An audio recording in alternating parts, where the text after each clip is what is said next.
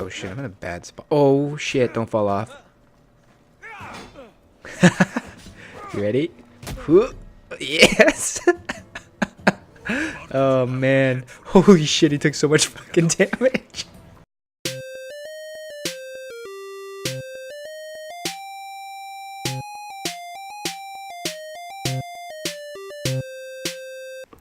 Hey guys, how's it going? Today we're going to be doing a review on Assassin's Creed Odyssey. I just finished the main storyline. I haven't completed everything in the game, but I felt like 44 hours in, I have enough experience with the game to give you kind of like the things that I liked about the game and the crap that it didn't fly so well.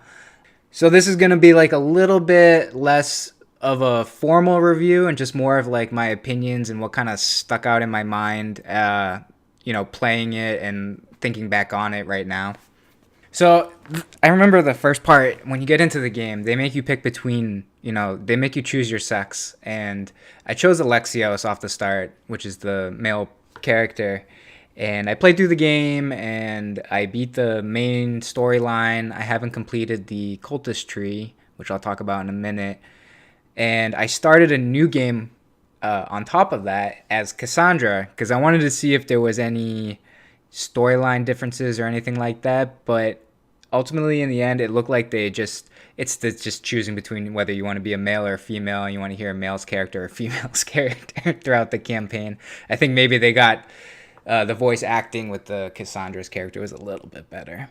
So if you played like Assassin's Creed Origins, you'll find the combat to be very similar in this game. They did add a couple things like with the bow, there's special abilities that you can do with the bow now that you pick up in the perks tree. The perks tree is created differently. There's like 3 different parts to the perks tree. There's the hunter part of the perk tree, the warrior part of the perk tree, which is just melee combat, and then the assassination part of the perk tree is when you stealth around and stab people with your knife or your Sparta spear. So I guess within the perk tree, I'll give you 3 perks that I liked a lot. I liked, obviously the predator shot when you can like move the arrow. I also liked the ability to add flames to your weapons or poison to your weapons, and then also the ability in the assassination tree. I think this one's my favorite, is the one where you can chain range assassinate, so you can throw your spear, assassinate someone, turn, and then throw your spear again and assassinate, and I think you can chain it up to 4 times at the max level. That was one of my favorite perks. They added a lot more like metagame kind of things into it. There's these mercenaries. There's like a list of mercenaries. You can go into the menu, and I think there was like maybe like 100 of them, and they're all different levels, and they have all different abilities. And when you kill them, they give you different gear. So it's like a really fun thing to do. And then they also added kind of like the GTA wanted star thing, the bounty. So like they give you little Sparta skulls down in the corner, and once you start getting like 3 or more Sparta skulls, these bounty hunters will start coming after your ass, even if it's unwarranted. So like if you're doing illegal things like stealing or killing regional leaders in public, these bounty hunters will start to chase after you. And at a level 5 bounty, it can be relatively difficult, and most of the times they'll kill you. All right, so another thing that I really enjoyed about the game was the sea battles and your ship, and the ability to A, upgrade your ship, and B, man it with different characters that you can recruit throughout the world. They put a mechanic in the game where like instead of killing somebody, you can knock them out and you can recruit them on your ship. And each one of these lieutenants on your boat have different abilities that increase, like ship damage, throwing spears, or your defense, or whatever. And then the ship itself has multiple upgrades that you can do that improve its deadliness and defense in battle. It reminded me a lot of like Black Flag kind of ship battles. So the story has you going all over Greece to these different islands, but they're not copy and paste islands. Each island has its own characteristics and like quests and people. They all felt different and distinguished, and it just really made the scale of the map in the area that you're exploring so extensive. The immersion factor, like when I was playing this, it's through the roof. They got all the architecture down, really well, down to like even you're going through like a wheat field or something like that. Everything just looks so beautiful, and it looks like you're in Greece and the blue waters, and it's pretty crazy.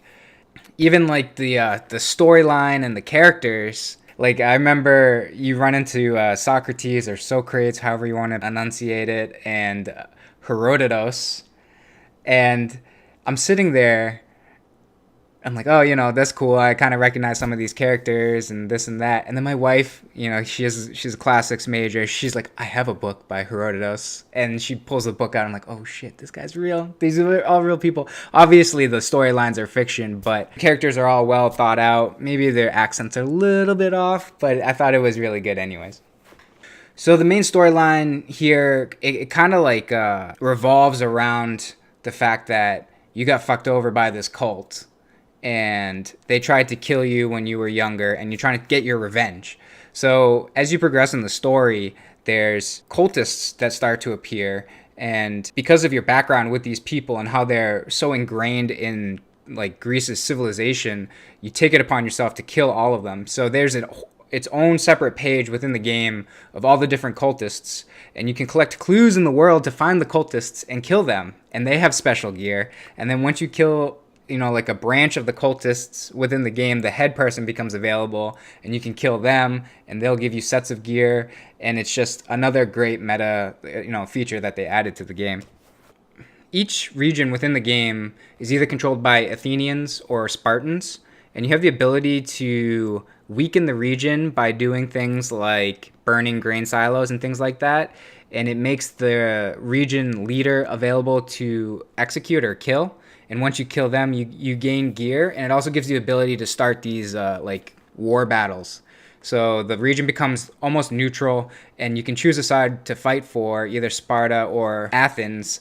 And whatever side you choose, you get different gear, and it's also based off of different difficulties and things like that. The only thing that I didn't really like about it was that I don't think it had any driving purpose behind it. I think you could just flip the whole, if you really wanted to, you could flip the whole map Athenian, or you could flip it Spartan. It didn't really matter. So there are only a few minor things that I disliked about the game. Sometimes when you use your find object ability, some of these objects that are highlighted with the the upside down triangle or whatever, they happen to be behind a wall that's inaccessible. Occasionally when speaking to people, the audio sync with their voices and their mouth wouldn't match up. It kind of got off just a little bit. And also some of the dialogues were really, really long. Like, this woman would want me to deliver a sack of wheat 300 meters away. This is like a side quest or whatever that you can pick up. And the dialogue takes 3 minutes when the actual trek on a horse takes like less than 30 seconds. Yeah, guys, this game is pretty fucking sweet. I can't recommend it enough. I think, Ubisoft, Quebec, they did a really good job.